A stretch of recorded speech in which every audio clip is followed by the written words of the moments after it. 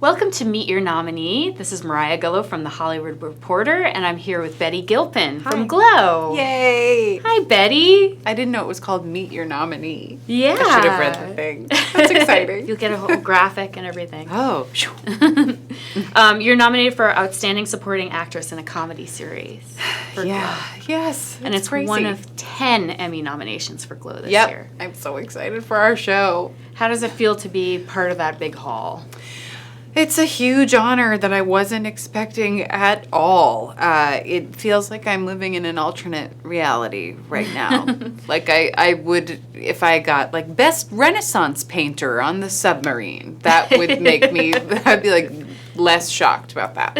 You had a very touching reply to being nominated too. You posted something on Twitter, I believe. Yes, that I was face down on my living room floor, in shock, which I was. I just wasn't expecting it at all, and was completely knocked over by the news. And everyone I knew was too. They were like, "We didn't think that was ever going to happen." I was like, "I know. Wait, ow."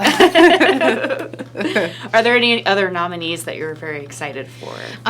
Kate McKinnon, I've had a talent and girl crush on forever. I feel like Liberty Bell is in part inspired by her. Laurie Metcalf, I can't believe that I would ever be in the same category as her. She's one of the best actors alive. I just saw her on Broadway in Three Tall Women and have seen basically all of her stage work, and I'm obsessed with her. If you could sit next to anybody at the Emmys, who would it be? Well, I'm bringing my two brothers, and I'm pretty excited to sit next to them because they're just going to be so out of their element. Be like, wait, what? I would like to sit next to Gary Busey at the Emmys. Just listen to him philosophize about what's going on around him. That would definitely be interesting. And what about the after parties? Who do you want to dance with? My brothers. No, that's weird. My showrunners, actually, for Glow, Liz Flahav and Carly Mensch, we've been cutting a rug together for many years. The Nurse Jackie rap parties were always just exclusively dancing, and they were both writers on Nurse Jackie, and us and Edie Falco would always dance until we had cramps from all the cardio. No networking allowed at those parties. So, nice. Yeah. All right, let's talk a little bit about Glow in season 2. Sure.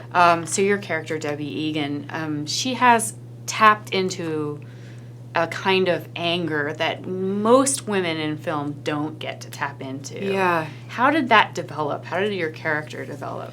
Yeah, I think this season is kind of all about, for Debbie, all about her rage. I mean, we're learning societally, all women, have within them a person who is ready to throw a watermelon through a window pane in rage. And I think that, for Debbie, her life was just turned upside down in season 1. And I think she's realizing that when the smoke cleared, the person that she is now is angrier, stronger, braver than the person that was there before.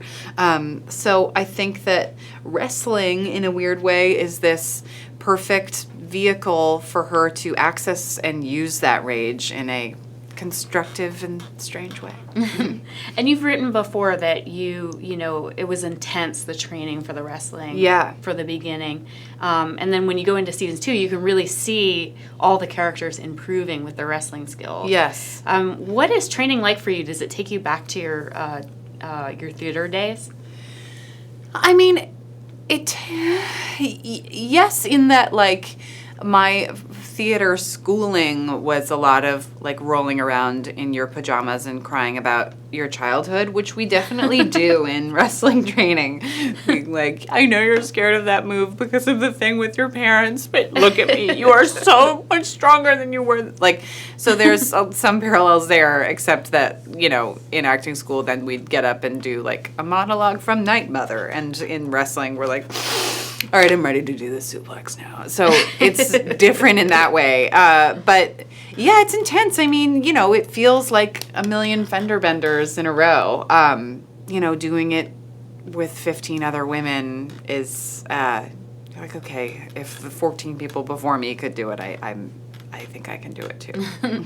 Have you noticed an everyday strength that you have beyond just the wrestling? Has your body changed? My body has really changed. I mean, the way I think about my body has changed a lot in many ways, but I think this job and wrestling has made me realize what a large male gaze representative was in my own brain, telling me things about myself, and especially in like the body department and what my body's function was. And the male gaze representative in my brain was like, your body's function is to stay as small and still and sexy and young as possible. And then when those things fade, maybe go live in a tundra and read the classics because no one's going to want you around anymore. And I think that wrestling was the first time where I was like, oh no, I'm not just like obliques and nipples and calves and ankles. I'm actually like a core and quads and knees and I have big, powerful muscles that do things like carry me throughout a day and like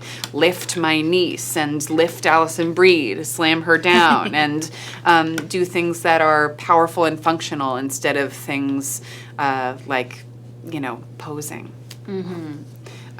So I sort of retroactively was like, oh, I have also not been using my body as much as in my character work as I could have. I think I was always sort of an actor from the neck up and sort of scared Betty from the neck down, and using it in my character work like I'm a character from head to toe instead of just a character here and Betty from the neck down. Right. Yeah. Right. Let's talk about your relationship with Allison Brie. First, let's start with Ruth and Debbie. Yeah. At the end of season 2, you see kind of a big blowout. There's a cathartic moment where everything comes together. Finally. Do you think that there's an opportunity now in the next season for some real healing to begin? Oh God, I don't know. I mean, the tension is so great. Yes. You don't want to lose the tension, but at the same time, yeah. I mean, I think that we see them when we see them at first in season 2, we've realized, they've sort of skipped the step of actually talking about what happened and talking things out and yelling at each other. They're like, we're just going to use wrestling as this great excuse to be near each other without having to like make real eye contact. And then that hospital scene, they've just exploded each other necessarily.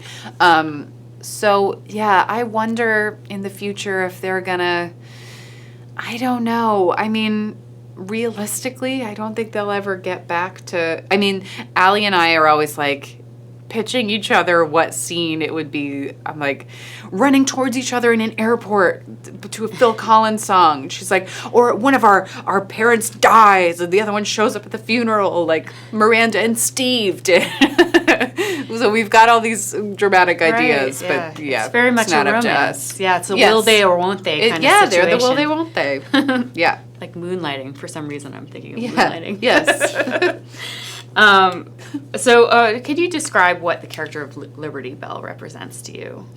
Liberty Bell is sort of my love-hate letter to the character that I think that the entertainment business wanted me and other girls to be, or kept writing. The sort of like, and this is the character of the, just sweet beauty queen who's just there for you. And, that doesn't really exist. Even that girl also has inner crazy and instability and a litany of problems. So I try to play Liberty Bell as someone trying to be like a perfect Toddlers and Tiaras Blanche Dubois, but who has severe instability happening behind the eyes. What have you learned the most about working so closely with Allison? Working with Allison has been pretty life-changing for me. I think seeing the way Allie is on set has made me sort of retroactively go back and realize how much I'd stood in my own way from just being scared, being afraid that I was going to get fired or auditioning for the job I already had, or being like, I don't want to ask that question because then, the caterer will hate me. And, Allie will just ask the question and take up space and be the boss. She's so brave in standing up for what she needs to do the best work that day. And it has made me be that way. And I never would be able to play Debbie without feeling brave and comfortable. And that's because of Allison completely.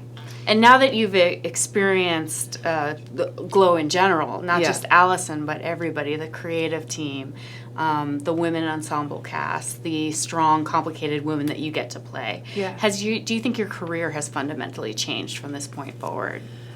Gosh, I don't know. I mean, I think I always have this healthy dose of reality of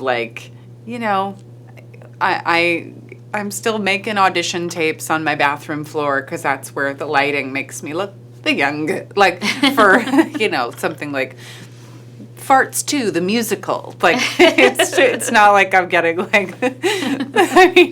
so I think that the way I work has changed. I think in this apocalyptic time in this world, I've realized that no one's going to come to my house and be like, hey, those documents that you're too scared to send and those ideas that you're too scared to bring out into the world, I'm begging you to see them. No, that's never going to happen for any of us. And the people who are braver and have dumber ideas than us are like, here's my idea. And you're like, my idea is better, but I'm just too scared. Kim Jong-un is coming. We'd better, do all our ideas. Yes. Well, Betty Gilpin, thank you so much for being here. It's a great way to great way to cap it off.